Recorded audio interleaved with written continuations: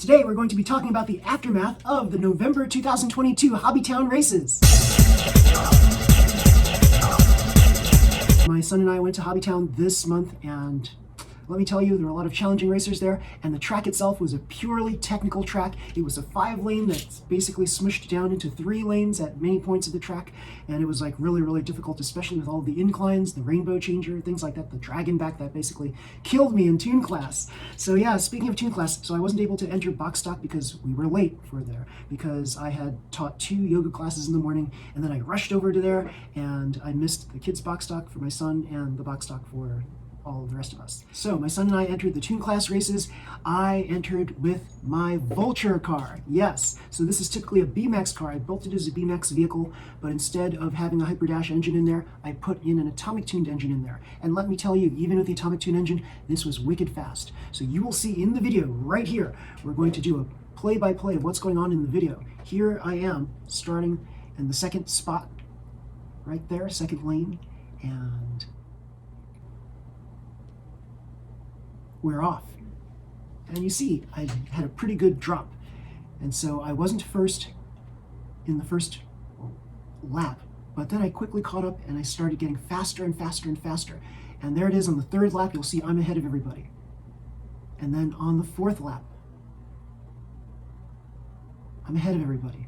And then the very last lap on that dragon back, that's where I just coursed out. I should have been first, but no, I didn't survive that dragon back. Just goes to show you that anything can happen in a mini 4-wheel drive race. So you could be first, you could be leading, you could be well ahead of everybody in the races, and suddenly one little stupid mistake, you course out, that's it, that's the end of you.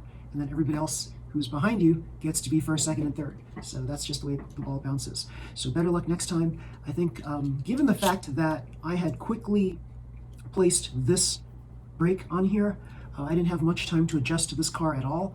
Basically, by the time we arrived there, we had like minutes to set up before we raced. So I just entered this car on a whim. I also tried this one in practice, my Panda Bear car, and it didn't fare so well. It kept on getting kind of like stuck in certain spots. And then I have my, what was it? The Koala Racer. And this is like heavily, it's got lots of brakes. I had more brakes than just this. I had a brake pad on top of this, and I had more brake stuff on here. And there was one point where on the incline, it just stuck right there. It was pretty sad. So my son entered this one for his tune class vehicle, because his tune class vehicle, unfortunately, there was a plate that got broken on there, and we weren't able to repair it. So he had to use my car as a substitute. So yeah, this should have been first, but it wasn't. Oh well, better luck next time. So, Open class. Open class is a slightly different story, but in a worse way. So this car, which typically goes with a Sprint Dash engine, it typically goes at 45, 46, even 47 kilometers per hour. Wicked fast. On this technical track with a Sprint Dash motor and all the inclines, it wasn't that fast. There were cars that were so much faster. I think those cars probably didn't have much in the way of brakes, and they just stayed on the track. So yeah, the body damper here, this was working out fine. It's just a little slower than everybody else's car. So I kept on coursing out or not being as fast as other people. And then the very last lane, the qualifier for the last lane, I decided, hey, let's try something different. And I shouldn't have done that. I should have just stuck to my guns and stayed with Sprint Dash. But instead, I got a little greedy, and I changed my motor to a Hyperdash because I wanted better power all around. So good speed, good torque, I wanted that. I wanted more torque, basically, than what Sprint Dash offered me. And that wasn't to be, because it was a little too powerful, and it just jumped right out of the dragon back there. And it was, like, pretty bad.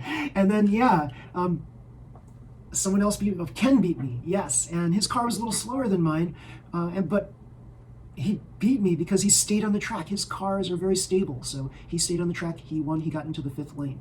So yeah, unfortunately I wasn't in the open class finals. I don't think I would have fared very well anyway, because there were a lot of really fast cars. Doug and his crew all had their cars running, and they were very fast for that track. So I think he's got a lot of experience with the 3-lane tracks, and so that's why his cars were like lightning fast on a track like that. Even though there were 5-lane sections, they immediately moved into 3-lane sections. So that's where his cars are like king of the hill, so to speak. So yeah, pretty cool. So unfortunately, that's the aftermath of the November races. I didn't have much time to adjust anything, but that's okay. I had fun still, and my son had fun, and that's all that matters. So unfortunately, while I wasn't successful this month, I learned some things about my cars. I learned that, yeah, these cars that I designed, they might not be so good with inclines, but that's the way it is. Sometimes there are inclines to deal with. So yeah, there are other cars that I didn't even get a chance to try this one, the Green Goblin, and that would have been cool to try that one. I got to try each of these other ones, and unfortunately, Firefly, I ended up breaking a post on here. So as you see here, this should not be loose here. So the screw that's attached to the bottom post, it's basically torn off. So I'm going to try to super glue this back on, but I kind of doubt that this is going to stay like that because I've super glued other parts back onto mini four-wheel drive chassis, and it's like a hit or miss. Sometimes it just doesn't work. So I do have a spare chassis, so I might have to replace the entire chassis on this vehicle. So I have to take everything apart and re-lubricate everything. So yeah, this is my bread and butter for open class, but unfortunately it got damaged and I couldn't use it. I had to use candy.